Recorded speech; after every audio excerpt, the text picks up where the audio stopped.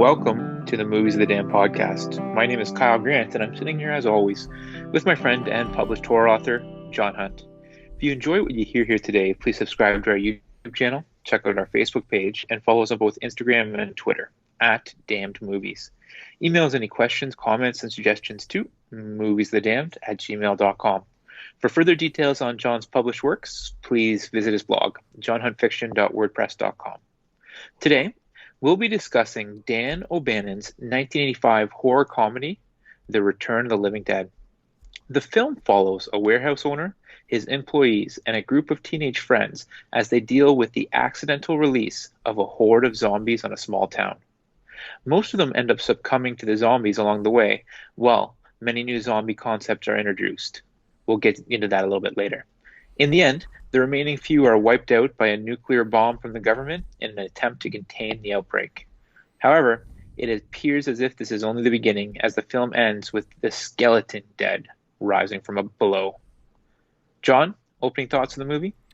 Yeah, you know what I think of this movie. This is one of those movies that I grew up with, I loved, I watched repeatedly over and over again, and I saw that it was showing on Shudder, and I was like, okay, well, that's a sign. We need to discuss this film because I love it. So there you go. I guess it sounds like you were a little underwhelmed when we talked a little bit about it. Yeah, so just to begin with, we kind of gave the teaser last week at the end of last week's episode that we were going to be reviewing John's favorite zombie movie of all time, The Return of the Living Dead. And so I was pretty excited for it. And full disclosure here, I had never seen it before. It came out the year I was born, so it's tough to go back and see every movie ever. But yeah, I watched it, and it was all right. I guess underwhelmed would be a good term for it. I wouldn't say I hated it or anything like that, but yeah, maybe just underwhelmed.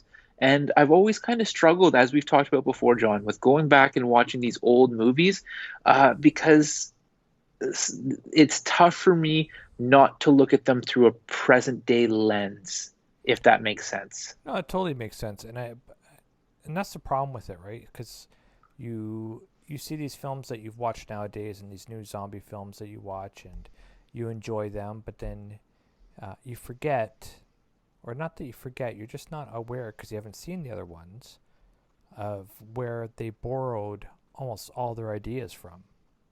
Right, like this is like one of the most influential zombie films, other than the actual original Night of the Living Dead. Right, like it's just way up there. There's so many new concepts in this film. There's so many different filming aspects that they introduce. There's just so, for me, there's just I enjoy watching it, and I enjoy watching it over and over again because for me, it had like a tenseness. Back in the day, there was like a certain tension running through it, as well as the levity in it, the comedy levity. Like when it came out in the 80s, I probably saw it in maybe the late 80s, I'd say, and on VHS at home. And for that time, the gore level was right up there, right? It was just like out of this world, and this, they're biting into people's skulls or peeling back skin, and blood is just fountaining everywhere, and I was like, this is amazing. And it's just but compared to contemporary films and plot progression and script writing, it might be a little dated, but I still don't think so, because almost everything that you watch now in relation to zombies and some sort of horror has borrowed something from this film. Yeah, and I can't dispute that at all, John. Like, this is a revolutionary film from me watching it, and then obviously doing my research afterwards. And you kind of briefly mentioned it already about how it was so innovative with different concepts. And this film is coined as being as introducing different concepts for zombie films that are now that we've seen over and over again. So the four that it's kind of known for is it introduced zombies eating brains, where I guess to this point they kind of only just been eating flesh. Mm-hmm. It introduced zombies running, Yep. a la 28 Days Later, which is a film I love, but obviously borrowed from this one. Introduced zombies talking, and Yep. then also introduced the fact that a headshot doesn't kill the zombie, which, by the way, was a fantastic scene in this movie when they kind of are dealing with, I want to say, that first major zombie, and they put the pickaxe right through its head, and then it just keeps going. Like, that was pretty unexpected. That was a pretty cool scene. Well, and then look at and then they're cutting the guy's head off with the hacksaw, and when it's going through the Yeah. vocal cords, they made sure to make the different noises. I was like, this is so good, man. Yeah, I thought it very, was, very, very original concepts. Yeah. yeah, I thought it was really good. And on a side note, uh, the guy who played Tom, what was his name? Not Tommy. Was it Tommy? Who's the young guy? W w Eddie? oh, I can't. Fred. I can't. Freddie. You're It's right. on the You're tip. no, Yeah, no. Freddie. You're Yeah. right. You're right. It's exactly Freddie. So he was Tommy Jarvis from Friday the 13th Part 6, Jason Lives, and Spider, Miguel Nunez.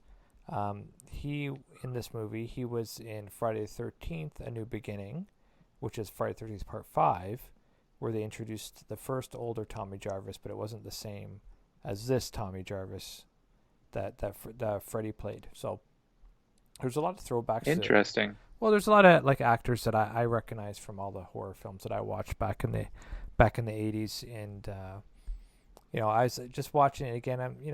There's a lot of fun to it. So like stuff that when you watch a movie over and over again, you notice different things, and then in they had like eye charts throughout this film in just on the background in the wall, but they weren't actual eye charts. Like the one in the office said, Bert is a slave driver and a cheap son of a bitch, and it went on until the letters got smaller and smaller, right? So it's like, Yeah. and Bert was the owner of the Unita storage company, right? So Yep. there's a lot of like I thought there was a lot of fun stuff in this. So like the owner was Bert, and the guy who ran the mausoleum across the street was Ernie. Like it's just there's a lot of silly stuff, but a lot of fun stuff as well. I thought, and I thought the soundtrack was great for it. When they're getting chased, they're putting up the boards on all the windows and trying to stop the zombies from coming in. They had that rock, punk rock type of music going on in the background. I really like this film. No, there is a lot of fun stuff, and the thing that grabbed me right away that I thought was hilarious was the disclaimer at the very beginning. Yeah. And 99.9% of the disclaimers that you see at the beginning are they're and any similarities to real life people is just a coincidence. These are all fictional characters. Where this one said something like, "Everything in this movie is true. All the Yes. events and characters are true." And I just like right away laughed at that because I knew I was watching a zombie movie. So I'm like, okay, this movie has my attention right away. Yeah, for sure, right? And it's just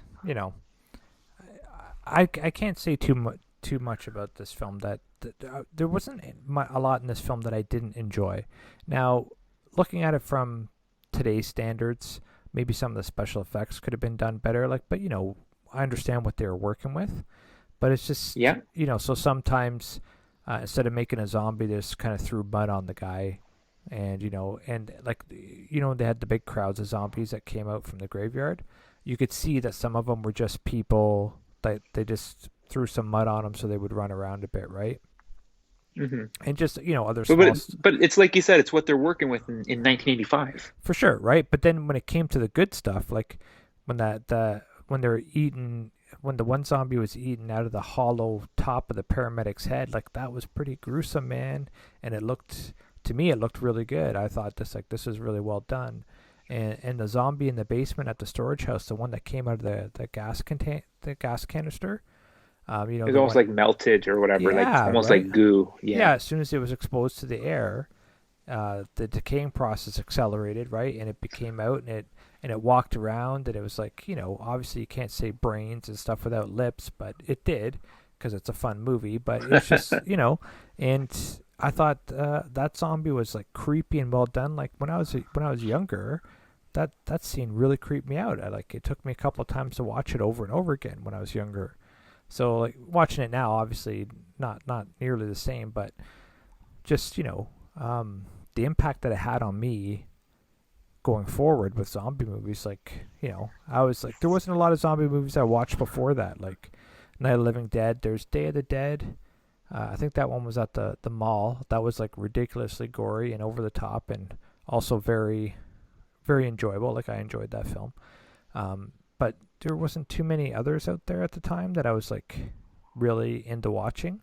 But this one had that levity and the just the background fun to it that just made it a lot of really enjoyable for me to watch. That's really cool, right? And of course, it's going to bring up some good memories from you. Like whenever you watch a movie that you really enjoyed when you were younger, and then you said in this case, watching it over and over again, it's going to bring back, I'm sure, a bunch of memories and enjoyable times and things like that. So sometimes, just like music, movies can kind of connect with you and kind of pair up with different memories. And this one seems like it has some positive ones for you. And there's a lot of good stuff throughout this movie, and a lot of stuff like you said that you can laugh at. I love that opening scene of kind of the punk teenagers walking down the street. Like right away, I just see their clothes and I'm like, this is so ridiculous. How is this Yeah, ever in style, right? yeah, I Did you know. ever dress like that? You know that Freddie's girlfriend, she had those pants with um, the pockets that flip down, and they would have different colors on the pockets that flip down and button down. Yeah. Those were like breakdancer pants back in the day, Yeah, yeah, and yeah. I would have to say that yes, I did have a pair, something similar to Were that. you a break dancer? Well, not really. I was more of a skateboarder, but they kind of Okay. they kind of crossed, right, some of the styles, right? But yeah, so yeah, I of course I dressed ridiculous. That was how everyone was dressing, right? Of It's like course, right? those pants and maybe a Def Leppard T-shirt. Like I wore all that stuff. No big You could deal. have been an extra in this movie. I could have been for sure. Oh, one thing too, when I was doing my research for this movie, and as you folks know, we always put out a poster every week to accompany the podcast, throw John and my face on it. The tagline on this poster. Do you have any idea what it is? No, Have you looked it up? no. They're back from the grave and ready to party. See, How 80s is that? I know it's so good. It's just like it reminds me of the Lost Boys one, right? Remember that one? Sleep all Yeah, what day, was part. it? It was like sleep all day, party all night. It's fun to be a vampire, something like that. Yeah, Yeah, just Wilder. I think what was it like? Scream 2 or Scream 3 was like two times this, two times just yeah, like the corny stuff. Yeah. yeah. Oh, there's fun stuff here, but then you're right. There's some stuff that also doesn't hold up. Like kind of when they first realize that the gas kind of brought things back from the dead, and they find that I don't even know what to describe it, that half dog that like shows the dog's anatomy and it's kind of still alive. I had to roll my eyes at that. I don't know why though, because that's kind of the place that it was, and that dog was dead. And if this gas does reanimate corpses, Hmm. then it would stand to reason that that dog comes back to life. I don't know. I just thought it looked poor, but again, it's tough to again not look at this through a 2020 lens. I kind of like that. I like that scene actually, and I remember when I was younger watching it, and he was hitting that dog with the crutch. And I was like, Yeah, yeah, yeah. and it was yelping. I was like, oh, because I can't stand that. Right when dogs are hurt, that noise, I just can't stand it. So I was like, oh, even though it was like not real, I remember going, oh my god. That's awesome. Yeah. Honestly, John, I couldn't really pick up on anything in this film that I would say is like the bad, terrible decision, Nope. which is kind of cool for a horror comedy because as we've talked about in the past, sometimes we let things go in horror comedies, but there wasn't too much to let go here as far as bad decisions. Like it's teenagers doing what teenagers do. Let's go hang out in the graveyard. Like, yeah, Hmm. that is what teenagers do.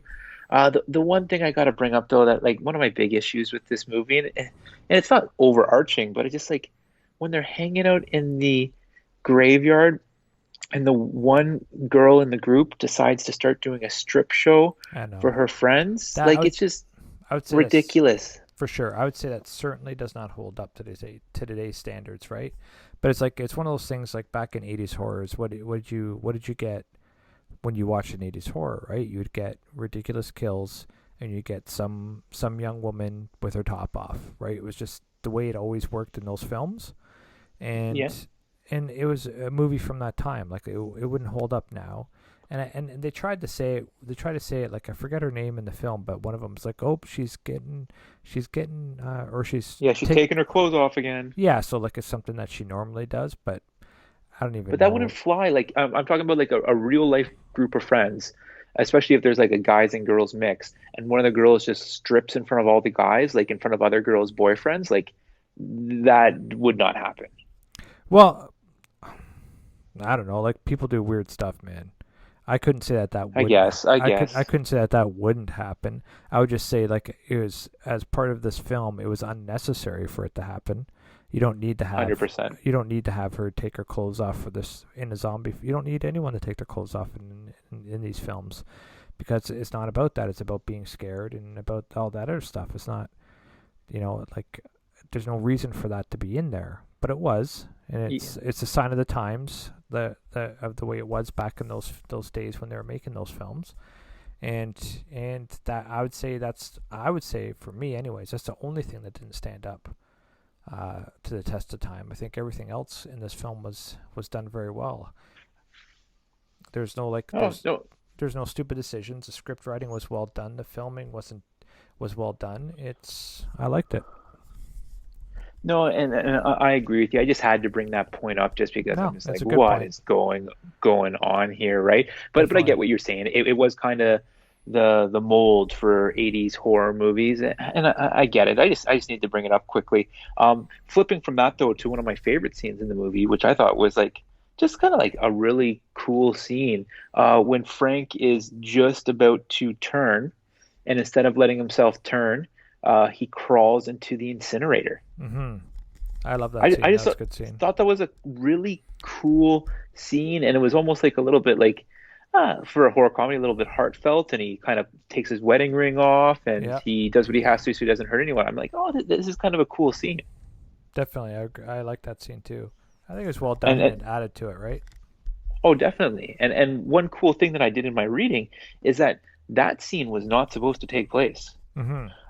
Originally, Frank's character was supposed to completely transform into the zombie and kind of join the zombie mob outside. You know, the one that was kind of running and killed all those police officers and everything like that. Yep. But actor James Karen didn't want to film any scenes in the cold rain, so instead he came up with the idea of him incinerating himself before he turned. And the director O'Bannon said, "Yeah, it's a good idea. Let's do it." And I just think that that's so funny that out of not wanting to film in bad conditions, this kind of really cool scene comes about. And Yeah. I also like the fact that the director was open to things, because Yeah. sometimes filmmakers, writers, directors can, no, my way or the highway. I Mhm. just like the fact that O'Bannon was willing to listen to this idea and then be like, yeah, that this is a good idea. Let's do it. Yeah, for sure. And it did turn out to be a good scene. But that's pretty funny how the guy just didn't want to get cold and wet. Yeah, exactly, right? Which That's is pretty like, it's a funny. risky move, right? Because if you start doing stuff like that as an actor, then Yeah. we're like, oh, I guess we'll do it this time. And then word gets around that you're difficult to deal with and you don't get cast again, right? So, Yeah, yeah. wow, Yeah, I don't think it was a great idea, but the actual end product turned out to be really good. So, really, really good. yeah. One big question for you: Yep. the ending. Hmm. I personally didn't see it coming like that. I thought it was going to be the typical thing where they kind of hold off until daylight and then the cavalry comes in and rescues the few survivors. Just straight up dropping a bomb on everything. I did Yeah. not see that coming at all. Now, it's impossible for you to look back and remember your first reaction to that, but what are your thoughts on the ending? Well, I remember seeing it. I don't think I was into like really trying to figure movies out back then, or I'm not really into figuring them out now either. It's just sometimes things just kind of coalesce and I just see it before the ending is revealed. But once again, that's because of countless book reading and hours that I've spent watching movies as well, right? So, but I think back then it was just more like I was like they showed the army guy for a reason. So I thought either they were going to come in and be the cavalry, but I absolutely had no idea they would drop the bomb, like no idea, and it just kind of made the scene pretty cool because it was like that's how the zombies came out in the first place. They cremated the one body, the gas went up into the air, caused rainstorm to come, and then throw that toxicity into the ground and brought up more zombies. So now it did this even more so with this bomb being dropped, right? So it was very interesting. I liked the endings where they're, I guess, dark. I would say, but just I guess dark was not necessarily the right word. I'd say, well, yeah, dark is the right word, but it's like also seems to be more realistic, you know? Yeah, maybe a little bit different too, and Mm-hmm. sets up perfectly for a sequel. Yeah, but like the sequel wasn't even really a sequel. It was weird. It was like almost a remake of the first one, but just different, you know, like different parameters and different setting. But it was like it wasn't the end of the world, and you know, um, zombies running everywhere like that, you know. Well, Oh, what? there were zombies running everywhere, but it wasn't like um, it wasn't didn't take pick up right where this one left off. Is what I mean. Okay, very cool. And I obviously, since I haven't seen this one, I haven't seen any of the sequels, but this one did turn into a cult classic and spawned four sequels overall. So maybe we'll have to do one or two of them for a future episode. You never know. Yeah, you never know. Things happen. Things do happen, my friend. Um, Another cool thing that I found about this is that originally this film was supposed to be a sequel to Night of the Living Dead. Hmm. But after John Russo, who wrote the initial script for this one, left the project, O'Bannon drastically rewrote it to kind of differentiate it from Romero's films. So I thought Okay. that was kind of interesting that there's an original concept and an original idea. It gets thrown completely out the window, other than the title and the fact that they're zombies, and then Hmm. they finish with this end product, which is kind of sounds like a complete right-hand turn from what they were doing before. Hmm. Yeah, that and yeah, I don't know if you necessarily needed to do a sequel to Romero's, right? Like, I kind of like how this one turned out, right? Like the where the brain shots don't work and the zombies are fast and they go after your brains to stop the pain of rotting. Like I thought that was an interesting take on it. How they interrogated the one zombie to find out why they're after the brains, right? And that they're still conscious to a certain degree. I find that even more creepy than just the mindlessness of the other zombies, you know? Because these ones actually plan stuff out. Like they asked for more cops, they asked for more paramedics, so they could get Yeah. more food. Right? Like it was really quite interesting. I thought it was a very different take on it. It is a very different tape, and as I've kind of mentioned already, this is kind of coined with developing four new concepts. Again, eating brains, running, talking, and then can't be killed by a headshot. Now, Mm-hmm. double question for you here. Number one, of those four new concepts, which one do you think is the most influential and used in kind of zombie movies since then? And then which one is your favorite? I like the running zombies.